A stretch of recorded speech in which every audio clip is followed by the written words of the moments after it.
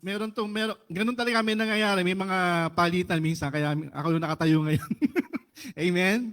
So, hindi aksidente ako yung nakadito ngayon. Amen? Sapagkat may gagawin ang Diyos. Amen? Amen po ba? Sabihin mo nga sa katabi mo, may gagawin ang Diyos.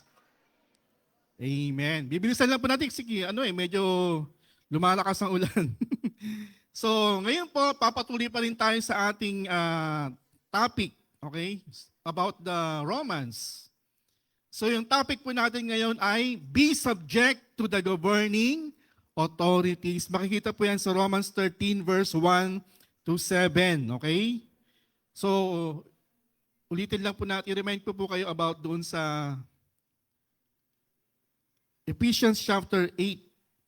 Ephesians chapter 2 verse 8 to 10. Sabi po dito, for it is by grace, God's remarkable compassion and favor, drawing you to Christ, that you have been saved, actually delivered from judgment and given eternal life through faith. And this salvation is not of yourselves, not through your own effort, but it is the undeserved, gracious gift of God, not as a result of your works, nor your attempts to keep the law, so that no one will be able to boast or take credit in any way for his salvation. Amen? Sabi po sa verse 10, basahin po natin, for we are his workmanship, his own masterwork, a work of art, created in Christ Jesus, reborn from above, spiritually transformed, renewed, ready to be used for good works, which God prepared for us beforehand, taking paths which he set, so that we would walk in them, living the good life which he prearranged and made ready for us. Amen?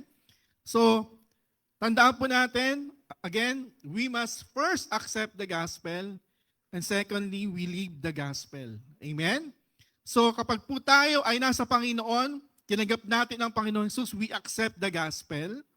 Amen? Pag sinabi natin gospel, ang Panginoong Jesus ay namatay sa krus para sa ating mga kasalanan at tayo ay binigyan ng buhay na walang hanggan. Amen? And kapag tayo ay nasa iyo ang gospel, sinasabuhay mo ang gospel. Sabihin mo, sinasabuhay mo ang gospel. Okay? So, ngayon, yung last time po, napag-usapan po natin, di ba? Sabi natin last Sunday, gospel doctrine is the, ano yun? The truth believed, gospel culture is the truth lived. Ibig po sabihin, kapag tayo ay nasa atin ng gospel culture, ito po ay isinasabuhay po natin. Tama po ba? Naintindihan po ba natin? Guess yun po ba natin? Sino po yung naka-attend last Sunday? So sabi po natin last Sunday, paano ba ipapakita sa gawa ang pagmamahal sa kapwa? Paano? Sabi natin, genuine love, uncompromising in holiness, cross-informed in vengeance, joyful in hope. So, balikan po natin ito yung mga 27 na pwede nyo picturean. Ito po yung mga makikita po natin doon sa loob ng Romans chapter 12, 9, verse 9 to 21. Nandyan po lahat. So ibig po sabihin, kung tayo po ay nasa gospel and we live the gospel, meron tayong gospel culture, yan po mga nandyan na yan, nasa lista na yan po ang isinasabuhay po natin, yan po ang ginagawa po natin ngayon. Amen po ba? Tingnan mo nga yung katabi mo. Amen? Tingnan mo yung katabi mo. Ano ba? Ginagawa ba niya? Nasa mukha ba niya na ginagawa niya yung gospel culture? Amen? Amen. Palakpakan natin ng Panginoon. So, ngayon po, okay? So, nakita po natin yung mga lately, kahit last year pa, marami mga kaguluhan sa atin. So, ang tanong ko lang po sa ating lahat ngayon, bago po tayo magpatuloy, okay, who is on the throne of your life? Kanina may nag-share kanina about dun sa foolish rich man. So, mas mahalaga sa kanya yung kanyang kayamanan. Amen? So, sa ating po ngayon, sino ba ang nakaupo sa trono sa buhay mo sa ngayon? Okay? Tumahimik. Amen? So, malalaman po natin yan kung sino ba talaga ang nandito sa ating puso, kung sino na sa buhay po natin, sino ba ang nakaupo sa trono. Amen? So, tingnan natin to mga kapatid, makikita po natin. Ano nakikita po natin? Ha? Ano nakikita natin? Ha? Kaguluhan. Chaos. Okay? Chaos. May chaos. Bakit kaya? Bakit kaya may chaos? Alam naman natin, last year may nangyaring ganyan, di po ba? Sapagkat hindi nila gusto yung nakaupo o hindi nila gusto kung ano yung patakaran no, pinapatupad ng kung sino ang nakaupo sa gobyerno, kaya sila nagkakaganyan. Amen? Pero mas malala, mas matindi yung nangyari. Amen? Bakit? Kasi nagkakasakitan na sila. Amen? Okay? So, alam niyo mga kapatid, hindi okay na i-express mo yung damdamin o yung opinion po or anumang bagay para laban doon sa leader, pero maging maayos po tayo. Amen? Kaya nga dapat may permit, di ba? Pang may mga rally, kailangan may permit. Hindi po tayo dapat po nasa ayos pa rin po tayo. Hindi pwedeng dapat tayo parang, kasi kung gagawin po natin ganyan, ano mangyayari po sa ating bansa? Magulo, di po ba? Okay, magulo. Tapos ano pa? Ano pa mangyayari? Pag ganoon mangyayari, kung sino-sino na lang ang masusunod, ang tawag doon ay anarchy. Alam niyo po ba yung anarchy? Pag sinabing anarchy, wala namumuno kanya-kanya. Amen? Darating din tayo doon. Pagdating ng mga, pag nagkaroon ng last days na kung saan wala nang ano, lalo na pag nagkaroon ng taggutom, ng famine, sapagkat pag taggutom, wala makain, kanya-kanya na mangyayari, di po ba? Wala nang kaayusan. So, yung topic po natin ngayon is about Romans 13 verse 1 to 7. Ang sabi po dito, basahin po natin, ang bawat tao ay magpasakop. Sabihin mo nga magpasakop. Magpasakop sa mga namamahalang otoridad. Okay? So handa na po ba tayong makinig? Okay, basahin po natin ang Romans chapter 13 verse 1 to 7. In 1, 2, 3, basa.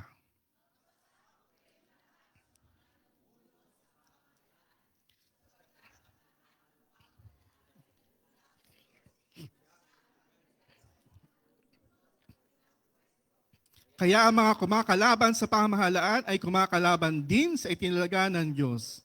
At dahil dito'y sila rin ay nagdadala ng kaparusahan sa sarili nila. Next verse. Ang mga namumuno ay hindi dapat katakutan ng mga gumagawa ng mabuti. Ang dapat matakot sa kanila ay ang mga gumagawa ng masama. Gusto ba ninyong mabuhay na hindi natatakot sa mga nasa kapangyarihan? Kung ganon, gawin ninyo ang mabuti at pararangalan nila kayo. Sapagkat ang mga nasa kapangyarihan ay ang mga lingkod ng Diyos para sa ating ikabubuti. Ngunit kung gagawa ka ng masama, dapat kang matakot dahil may kapangyarihan silang parusahan ka, sila'y lilingkod ng Diyos na nagpaparusa sa mga gumagawa ng masama. Next verse. Kaya magpasakop kayo sa mga nasa kapangyarihan, hindi lang upang maiwasan ang parusa, kundi dahil ito ang nararapat gawin. Okay, hinto muna tayo dito. Sabi po dito, bigyan mo lang natin napansin, bigyan natin ng diin. Sabi sa verse 5, kaya magpasakop kayo sa mga nasa kapangyarihan, hindi lang upang maiwasan ang parusa, kundi dahil ito ang nararapat gawin. Ang sabi sa ibang translation, sabi ni Apostle Peter, this is the will of God. Dahil ito ang kalooban ng Diyos. Okay, basahin natin verse 6. Iyan din ang dahilan kung bakit tayo nagbabayad ng buwis, sapagkat ang mga namumuno ay lingkod ng Diyos at inilalaan nila ang kanilang buong panahon sa pagtupad ng kanilang tungkulin. Verse 7, kaya ibigay ninyo ang nararapat sa kanila. Kung buwis at iba pang bayarin, bayaran ninyo. Kung paggalang, igalang ninyo ang nararapat igalang. At kung parangal, parangalan ninyo ang dapat parangalan. Tayo po'y manalangin sandali. Ama naming Diyos, marami pong salamat Panginoon sa umagang ito. Salamat sa pagkabasa ng iyong mga salita. Dalangin po namin Panginoon, kayo pa po ang magdaragdag Panginoon na mayamang kapahayagan at dalangin ko Panginoon, sa kasihan niyo ang iyong lingkod. I-anoint niyo po ang aming mga tenga, ang aming mga mata, ang aming mga isip, ang aming mga puso, Panginoon. Thank you, Lord, that you will anoint our hearts to receive from you today. Maraming salamat. Kayo lamang po ang makita, kayo lamang ang salita mo lamang ang maitaas at maluwalhati. Kayo lamang po, Panginoon, ang manguna sa aming sa oras na ito, God. In Jesus' name, amen and amen. Palakpakan po natin ang Panginoon. Okay. So, sabi natin kanina, di ba? Sino ba ang nakaupo? O sino ba ang nasa trono sa buhay mo? Okay, sabi po natin, people naturally want control and resist authority. Yan po ang totoo, okay? Sa mga tao, lalong-lalo na kapag ikaw ay wala kay Kristo, natural sa inyo ang mag-control. Ikaw ang may hawak ng manibela. Okay, ikaw ang driver. Amen. Amen po ba? So, and you resist authority. Ayaw mo makinig sa mga nasa authority. So, submission becomes possible only when Jesus is recognized as King. Okay? Tandaan niyo pa mga kapatid, ang Panginoong Jesus, sinabi niya na siya po yung hari, sinabi niya na pakilala po siya. Akala ng mga Jews, okay, siya na yung dadalhin niya yung tawag dito, yung mga militar, parang yung kanyang mga sandatahang lakas para tawag dito para parang palitan ang Rome. Yun akala ng mga Jews, pero hindi. Tandaan po natin, naparito ang Panginoong Jesus. Yun yung ang gusto niyang tawag dito palitan ay ang kaharian ng kadiliman. Amen? Ibig sabihin, ito ay spiritual, kapatid. Sabihin mo ay spiritual. Ang kingdom of God, yung pag sinabing kingdom of God, ito yung paghahari ng Diyos sa puso ng mga tao. Amen? Sabihin mo sa puso mo. Sabihin mo sa katabi mo, sa puso mo. Paghahari ng Diyos sa puso mo, sa buhay mo.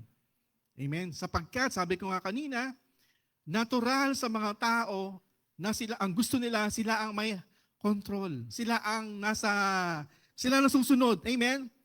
Amen po ba? Naintindihan po ba natin? Yung mga baby na nga lang, di ba? Pag may hawak na, di ba? Lalong-lalo na ngayon, pag may hawak na gadget, di ba? Di ba? Pag may hawak na gadget, kahit na, so, yung mga baby, pero pa yun, medyo consider pa yun, that baby pa yun, yung mga bata pa yun, toddlers. Pero yung mga kabataan ngayon, mga teenager, di ba? Pag mayroong, alam mo yun, pag talagang yung game nila, madali lang.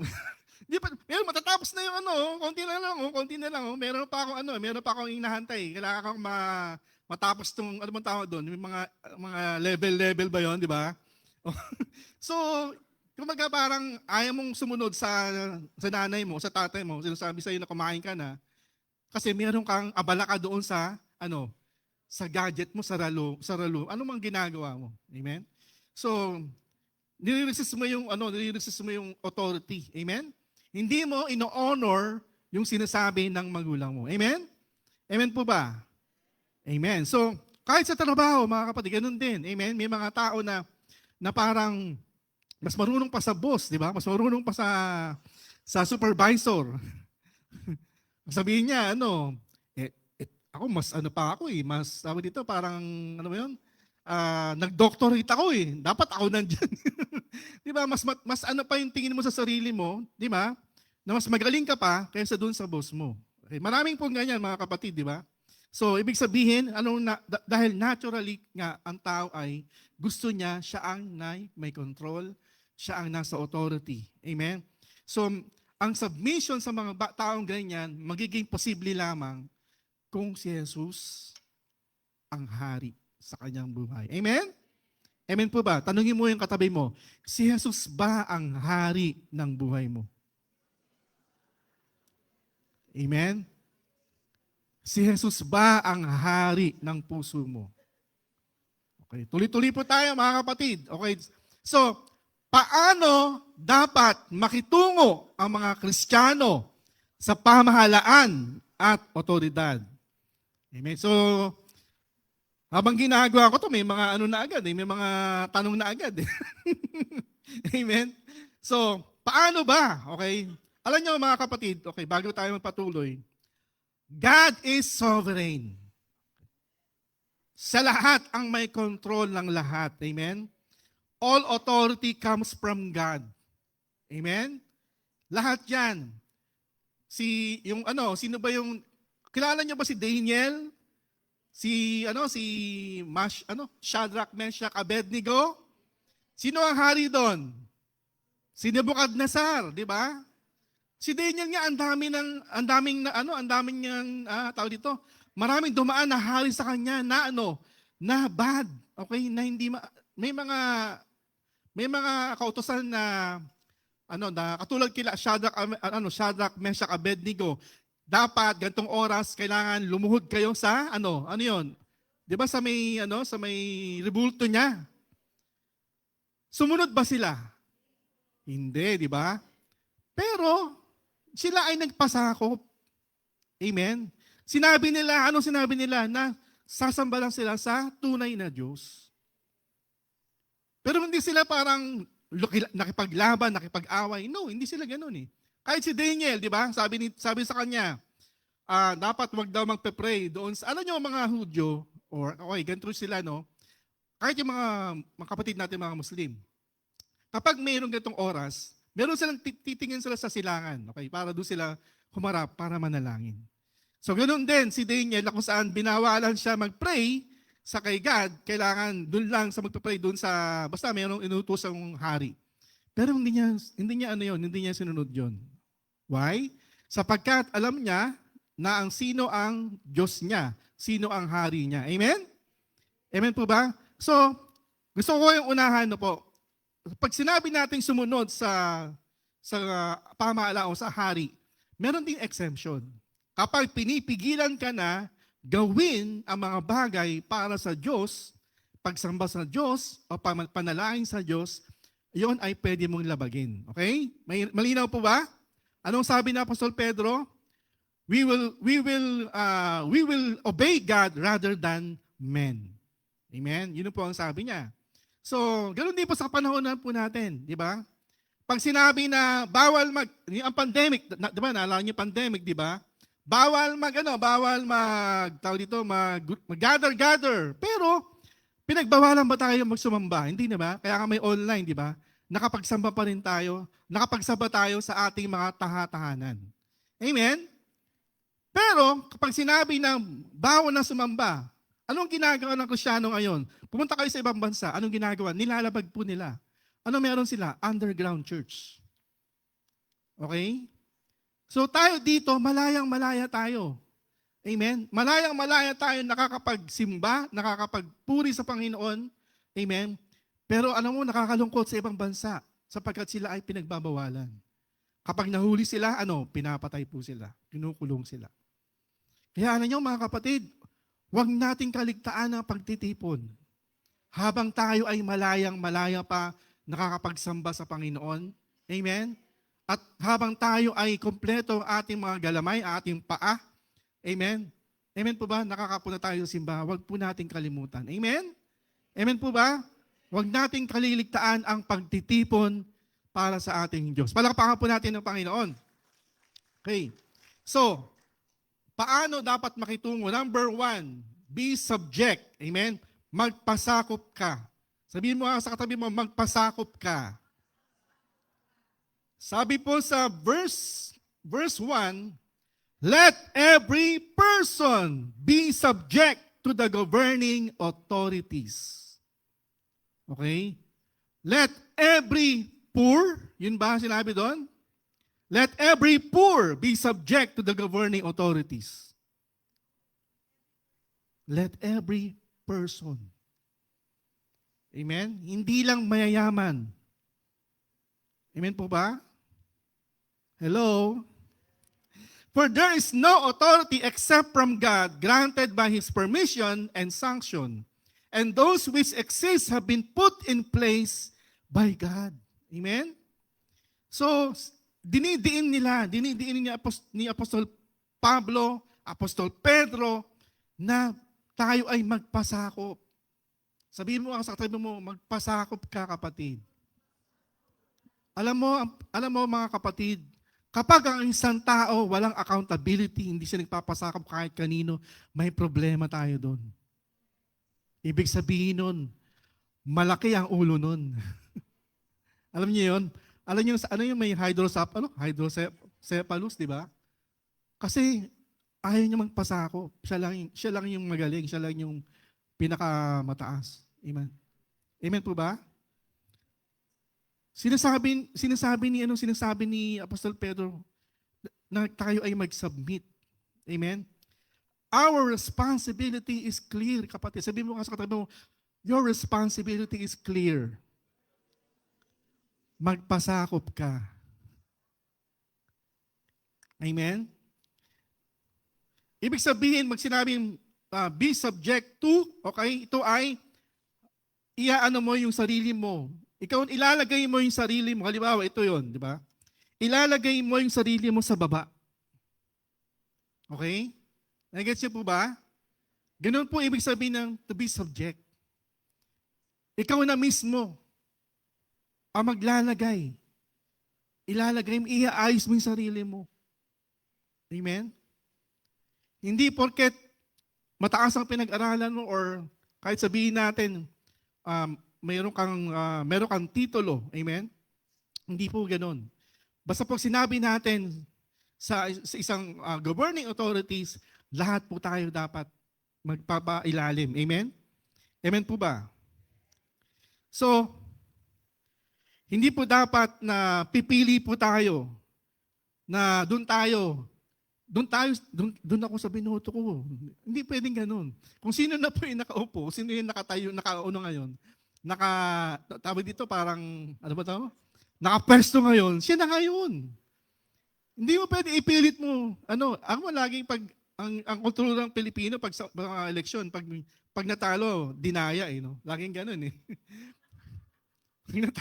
Pag natalo, dinaya. Laging ganun, di ba? No, di ba? Wag natin ganun ang thinking natin kasi pag laging ganun ang thinking natin, huwag na tayo mag-eleksyon. Di ba? Sundin natin kasi ibig sabihin may plano si God. Hello? Tapos na eleksyon eh. Amen? Dapat wala nang kulay. Hello? Ayan tayo eh. Amen? Amen po ba? Wala nang dapat green, wala nang dilaw, wala nang red, di ba? Hello, di ba? Dapat white na. white na lang lahat. Amen ba? Wala na tayong dapat mga kulay-kulay. Amen? So, okay, again, we should, ang Kristiyano, we should submit to every human institution, whether it is monarchy, yung monarchy may hari, whether it is democracy, totalitarian, o sabihin natin, communist, gano'n. Basta depende sa anong pamahalaan yan. So ibig sabihin, kahit ano pang klaseng pamahalaan yan, dapat you have to be subject to anong pamahalaan na yon. Kailangan magpasakop ka. Again, sabihin mo sa katabi mo, magpasakop ka. Sabi po sa verse 5, therefore, one must be subject to civil authorities, not only to escape the punishment that comes with wrongdoing, but also as a matter of principle, knowing what is right before God. Amen? Amen po ba? So sinabi ko nga kanina, katulad nila Daniel. Amen? Si Daniel, ang sabi sa kanya, kung nabasa niyo po ito, eto na ang kakainin mo ha. Huwag ka nang kakain ng ganito, di ba? Amen? Di ba may ganun sinabi sa kanya? Dahil hindi sila kumakain noon, di ba? Sa kanyang kultura. Anong ginawa niya? Ginawa niya ng paraan, amen, para hindi lang ma-offend yung sino nag-utos sa kanya noon. Ang kinain lang niya ay puro mga prutas at gulay. Amen? Actually, doon nagsimula yung Daniel fast. Amen? At napansin ng mga kung sino yung immediate supervisor niya, siya ay mas gumanda yung katawan. Amen? Amen? Kaya anong nangyari? Pati yung iba, ganoon na. So, ibig sabihin, kung sino man kung meron man above sa atin, amen, governing authorities, kung meron silang pinapagawa, hindi naman ibig sabihin na parang wag ka na magsalita, pero kailangan kausapin mo. Amen? Kausapin mo ng maayos kung ano ang dapat para makipag-negotiate ka para maging maayos ang inyong relasyon bilang mga alam mo yon, bilang nasa trabaho. Amen. Huwag tayo agad parang ayoko niyan, hindi pwede. Bawas sa relihiyon namin yan. Gaganon ba tayo agad? Hindi, di ba? So kailangan, anong ibig sabihin? Kailangan magpasakop ka, kailangan magpakumbaba ka. Amen? Amen po ba? Ganun po dapat lagi. Iaayos natin ang ating sarili kung saan, kung sino yung nasa authority. Amen? Huwag po tayong basta parang, alam mo yun, nagwawala tayo. Amen? Na parang ayaw natin gawin yung mga bagay na yun. So tandaan po natin, ang bawat gobyerno, nasa gobyerno, they are also minister of God. Para design sila para at least man lang mabawasan ang kasamaan o ano pa ba, maging maayos, magkaroon ng order sa ating gobyerno. Kasi kung wala, ano mangyayari sa atin? Sabi ko kanina, magulo. Di ba? Amen po ba? Susundan po ba natin? So, alam nyo mga kapatid, kapag tayo ay sumusunod, amen, lagi niyong isipin for the Lord's sake. Amen? Para sa Diyos. Sa mga manggagawa, okay, sa mga may amo. Sabi doon, di ba? Tayo ay maging faithful sa ating mga amo. Amen? Consider natin na yung amo po natin ay ating Diyos. Amen? Amen po ba? Amen? Nakasundan niyo po ba mga kapatid? Na yung ating mga boss or mga immediate supervisor or anything, lagi nating titingnan na tayo ay naglilingkod sa ating Diyos. Amen? Tayo, ginagawa po natin yung trabaho natin para sa Diyos. Ganun po lagi dapat ang titingnan po natin. Amen? Amen. Okay, sabi po sa verse, Acts 5, verse 27 to 29, sabi po dito, so they brought them and presented them before the council, Sanhedrin, Jewish high court. The high priest questioned them, saying, we gave you strict orders not to continue teaching in this name, and yet you have filled Jerusalem with your teaching, and you intend to bring this man's blood on us by accusing us his murderers. Then Peter and the apostles replied, we must obey God rather than men. Amen? We have no other choice. Amen? So, sabi ko kanina, meron tayong exception. Okay? Kapag pinipigilan ka na sumamba sa iyong Diyos at pinipigilan ka ng manalangin, that's the time na pwede mong suwayin. Amen? Amen po ba? Kasi, biruin mo, sabi, pinipigilan sila di ba, na magturo about kay Jesus. So, hindi nila sinunod yun. Amen? So, doon lang po tayo, yun lang po yung exception na sinasabi ni Apostol Pedro. Amen? Amen po ba? So, we are to submit to every human institution, whether it be a monarchy, democracy, totalitarian state, etc. But when the government seeks to stifle o pigilan our service to God, we must obey God rather than man. Amen? So yun po yung number 1. And then number 2, pay what is due. Bayaran ang dapat bayaran. Amen? Amen po ba? Kung ano yung tax, yun dapat po ang bayaran po natin. Alam mo, nakakalungkot yung iba, grabe magsalita laban sa pamahalaan, pero tanungin mo, nagbayad ka ba ng community tax mo? Hello? Ni Sedula, hindi ka nagbabayad, tapos grabe ka makapagsalita. Amen? Amen po ba? Hello? Bago ka magsalita laban sa pamahalaan, at least man lang, kahit man lang community tax, mabayaran mo man lang. Amen? Magkano lang yun? Amen? Hello? Kamustahin mo yung katabi mo. Nakapagbayad ka ba ng community tax? Amen? Minsan, kung sino po yung mga nandun sa, sa mga, sa mga kalsada, sa mga kalye, tanongin mo, nagbabayad ng community tax, hindi. Amen? Sabi sa verse 6, for this same reason, you pay taxes, for civil authorities are God's servants, devoting themselves to governance. Pay to all what is due, tax to whom tax is due, customs to whom customs, respect to whom respect, honor to whom honor. Di ba sabi nga ni Jesus Christ, nung humihingi si Apostol Pedro ng pambayad sa tax, di ba? Kung ano ang mukha nung coin, di ba si Caesar, di ba sabi doon? So, kung ano yung para kay Caesar, ibigay mo. Amen? Amen po ba? Kung ano yung para kay God, ibigay mo rin. Kaya ang sabi rin Jesus, punta ka doon sa mangisda ka. Meron doon coin, pambayad ng ating tax. Amen? Even si Jesus Christ nagbayad ng tax. Hello? Amen? So, ibig sabihin, no excuse na sabihin mo, hindi na dapat magbayad ng tax. Kasi si Jesus Christ nga, nagbayad nga ng tax. Amen po ba? Sabihin mo sa tabi mo, pay your taxes. Amen.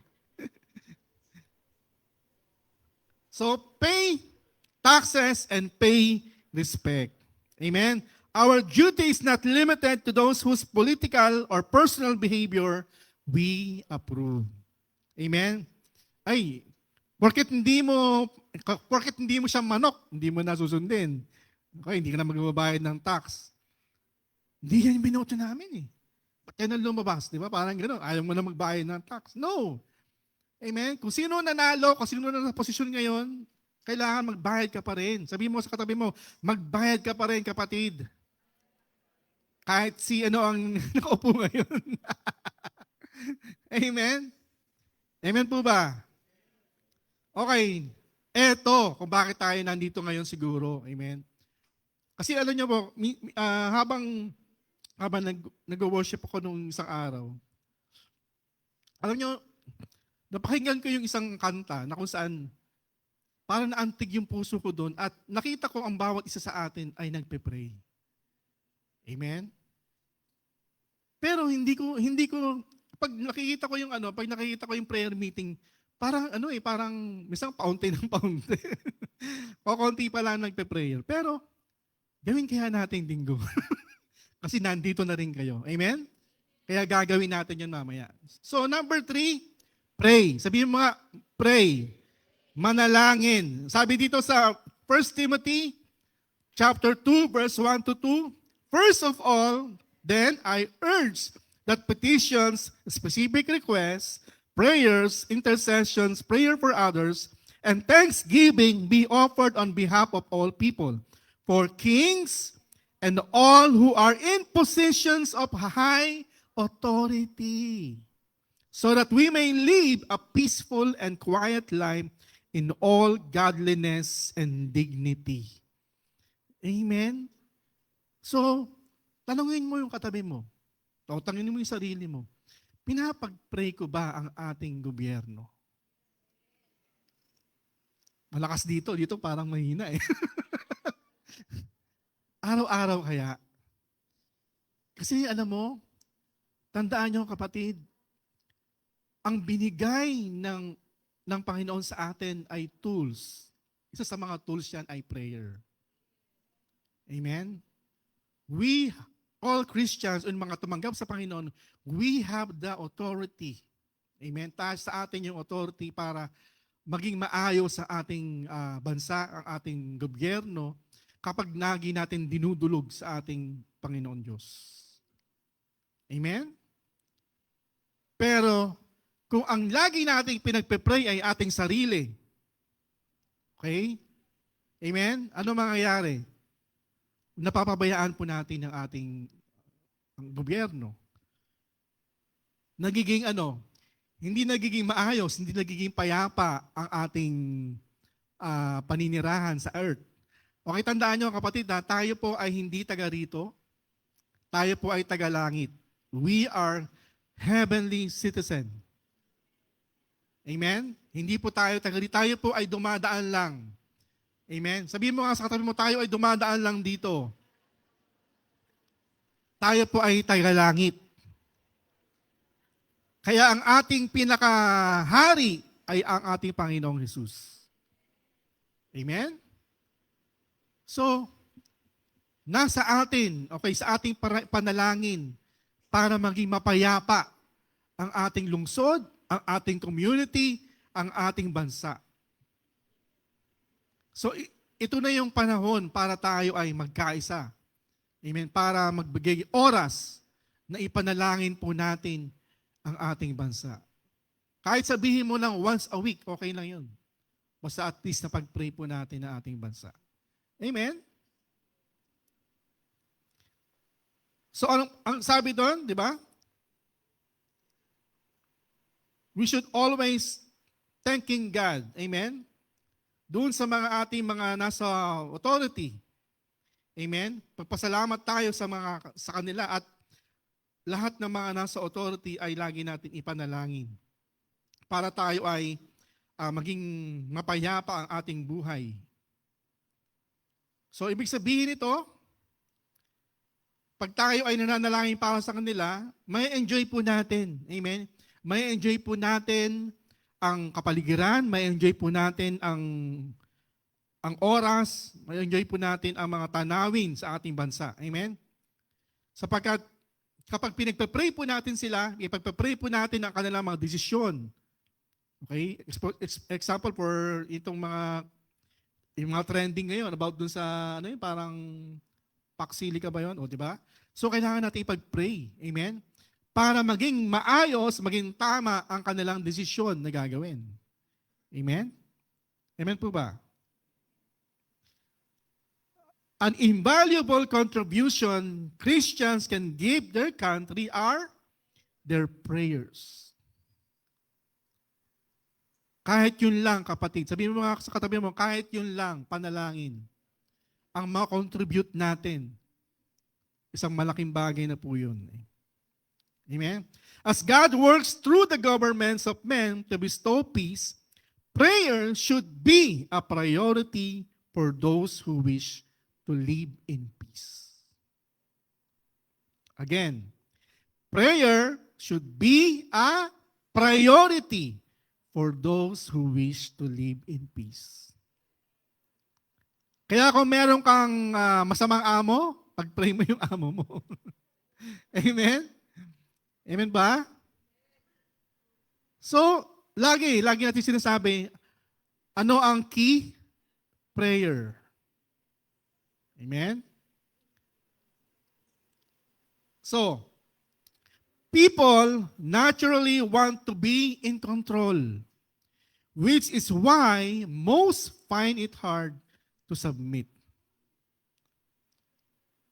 Dahil karaniwan o natural sa mga tao ngayon, gusto nila lagi sila ang may control, kaya nahihirapan silang mag-submit, magpasako. So we begin to look at the world around us and believe the lie that at the end of the day, we should be in charge and in control. Okay? Di ba? Sa social media, ang daming magagaling, di ba? Sila na ang magaling. Sila na ang maging leader, di ba? Amen? So, bakit kailangan sundin ang mahihirap na utos tulad ng pagpapasakop sa mga hindi perpektong otoridad? Okay? Together, we need to step up the throne and let Jesus be who He really is, the King that deserves it all. When Jesus is on the throne of your heart, you can live under authority. Because at the end of the day, He is the King whose authority we ultimately will answer to. Sa Kanya po tayo may pananagutan, kapatid. Amen? Amen po ba? So, number 1, Gospel, Jesus died on the cross for our sins. Kasama po doon yung rebellion against authority. Amen? Amen po ba? Ibig po sabihin, yung mga kasalanan na yon ay nakuha na. Amen? Doon sa cross. Because Jesus stepped down from His throne, lived humbly under earthly authority, and died on the cross for us. Amen? Kahit na masama yung sa panahon niya, masama yung mga nasa authority, di ba? Ang ating Panginoong Hesus ay nagpakumbaba. Hindi niya ginamit ang kanyang pagka-Diyos para lipulin itong mga masasamang mga nasa authority. Amen? He took the judgment and wrath we deserve, and He paid for all our sins. Then He rose from the dead and proved He is King forever. At siya yung ating hinihintay, kanyang pagbabalik, the second coming. Amen? The first coming of Jesus, siya po ay Lamb of God. And the second coming, siya po ay He is King, King of all kings, the King of kings. Amen? Okay, number 2, Jesus changes everything. Okay, because of Jesus, you are forgiven. Sabihin mo nga, you are forgiven. Not condemned. You no longer have to fight to control everything. You can trust that God is in charge. He is in charge. Amen? So instead of I must control everything, you live like Jesus is King, I can trust Him. Amen? Kapag ang Panginoong Jesus, ang Diyos, ang ating hari, pag nagtitiwala tayo sa Kanya. Amen? Number 3. Marapit na tayo matapos. Because Jesus gave up His authority to save you, you can trust Him enough to live under authority. Amen? Because Jesus gave up His authority to save you, you can trust Him enough to live under authority. Obedience happens when Jesus is on the throne of your heart. Amen? Ganun lang. Ganun po yun. Amen? Submit yourselves to the authority of every human institution. Sabi po ni Apostol Pedro po ito, every human institution for the sake of the Lord. Again, for the sake of the Lord, to honor His name. Amen? So when we submit ourselves to the authority, we honor His name. Amen? Sapagkat siya po ang naglukluk sa mga yan. Amen? Huwag kayong maniwala sa kasulungalingan na, naku, dahil sa ganito nangyari. No, lahat po yan, alam ni God lahat yan. Because God is sovereign. Amen? Sa mga nangyayari po sa atin, may plano ang Diyos. Amen? Nagtataka ba po ba kayo na, alam nyo, karamihan ng mga ibang bansa ngayon, ano nangyayari? Matindi na yung persecution sa mga Christians, sa mga churches. But praise the Lord sa atin nung wala pa. Amen? Hihintahin nyo ba dumating yun bago tayo magpasakop? Amen? Totally sa ating Panginoon? Diba? Huwag po natin hintayin yun, kapatid. Kasi magiging mahirap. Amen? So you don't base obedience on whether leaders are good or bad. You base it on trust in Jesus as the true King. Amen? So, balikan po natin yung tanong. Who should be on the throne of your life? Amen. Dapat ang Panginoong Jesus. Pero nakakalungkot, no po? Ito yung katotohanan. If self occupies the throne, Christ stands on the cross. If the self is crucified, then Jesus Christ sits on the throne as King. Amen? We have to die on ourselves. Kailangan tayo mamatay sa ating sarili. Amen? Hindi pwedeng ako. On your convenience. Amen? Para sa'yo lahat. No. Kapag gano'n ang magiging mangyari, nako, mahihirapan po tayo. Mahihirapan po tayo sumunod. Amen? Mahihirapan kang sumunod kahit sa anong authority. Amen? Kaya alam nyo mga kapatid, isang, or sinabi natin, di ba? Sa mga excuse lang po, sa mga kababaihan, di ba? Yung mga wives, di ba? Sabi sa Bible, submit, di ba? Wives, submit, di ba? Mag-submit kayo sa inyong mga husband.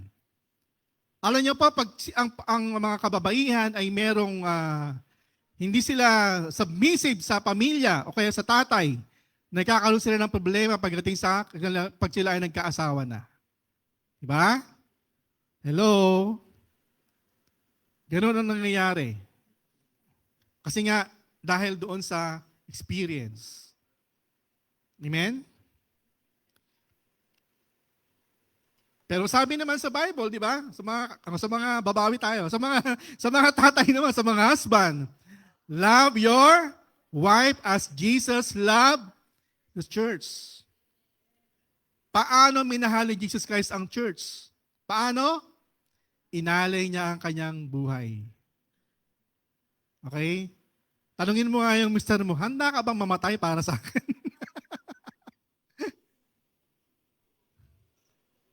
Amen. Ganun talaga yun. Ganun talaga kasi handa ka mag-sacrifice. I-offer mo yung buhay mo. Sarili mo. Ganun dapat ang pag-ibig. Hello? Amen? Jesus as King affects your everyday life. Naniniwala pa ba kayo doon?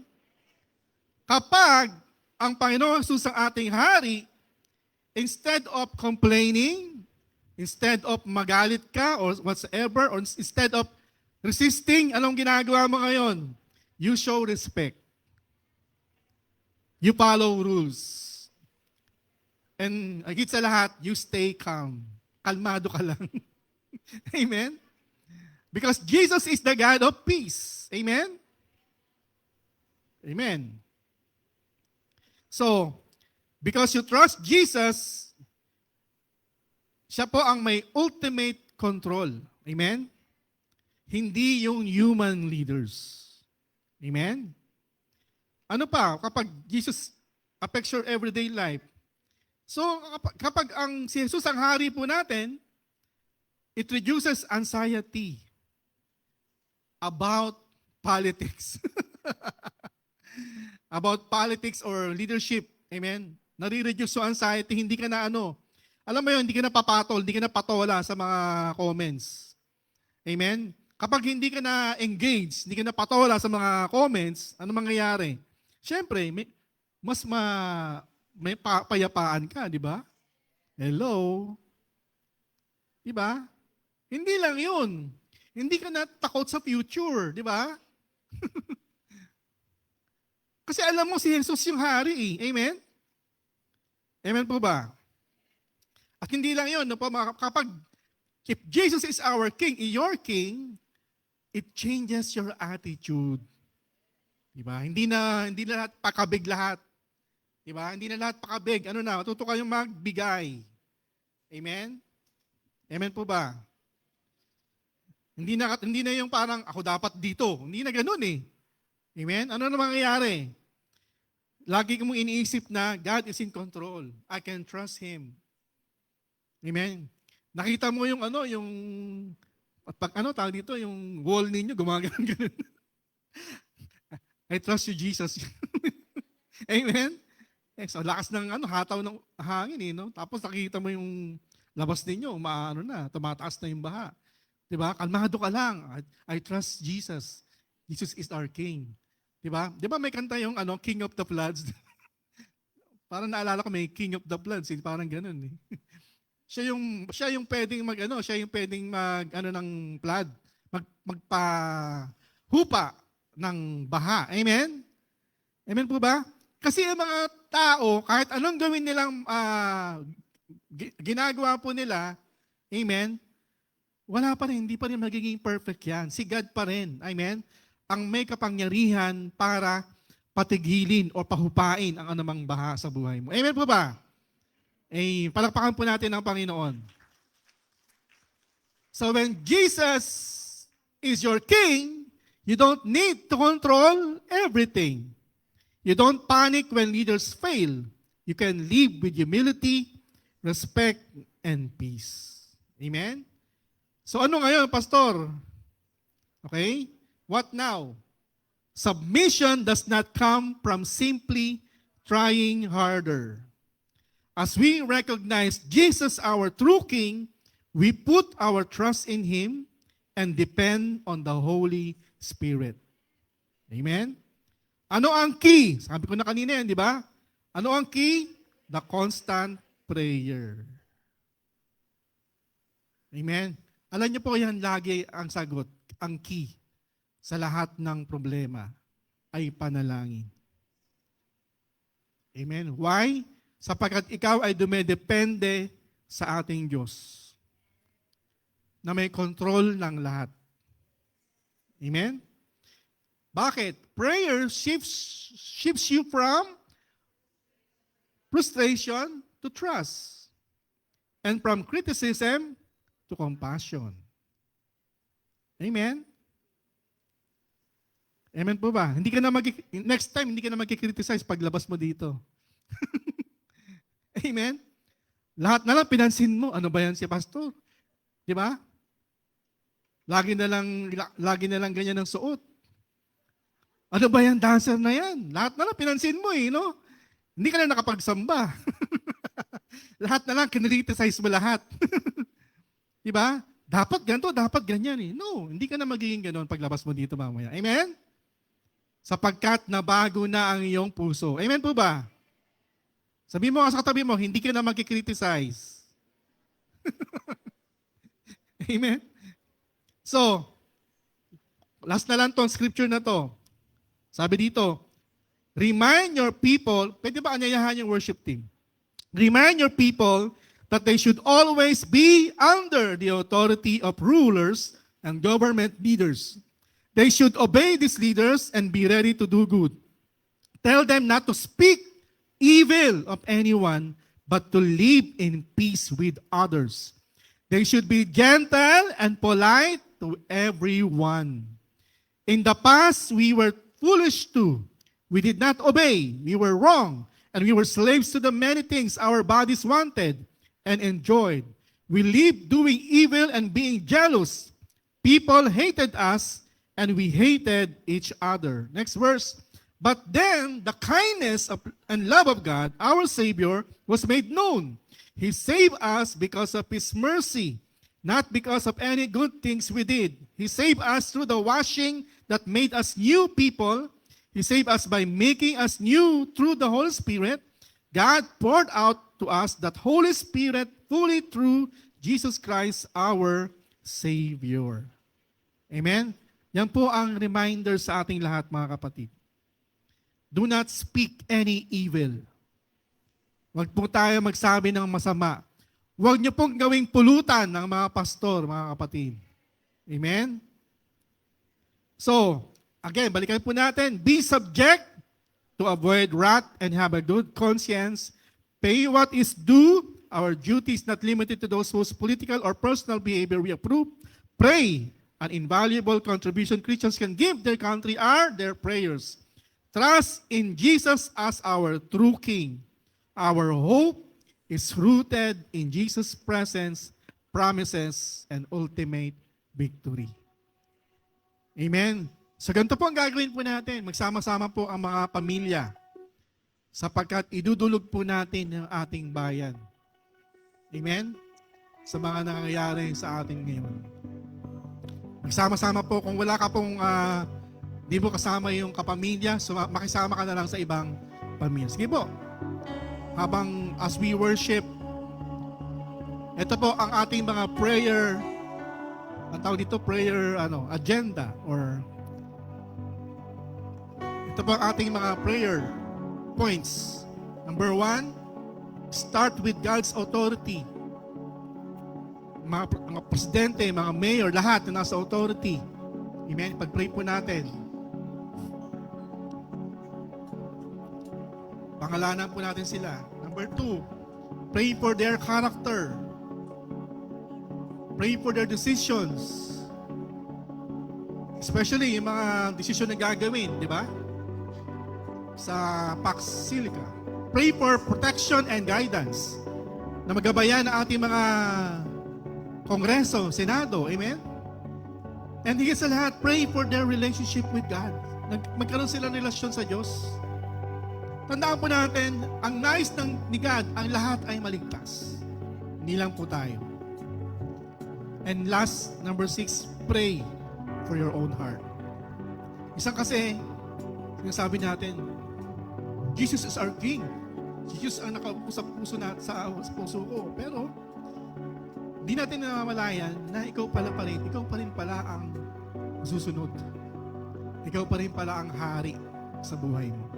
Hindi po dapat ganun. Dapat po ang Panginoong Jesus ang maghari sa buhay mo, sa puso mo. Amen. So,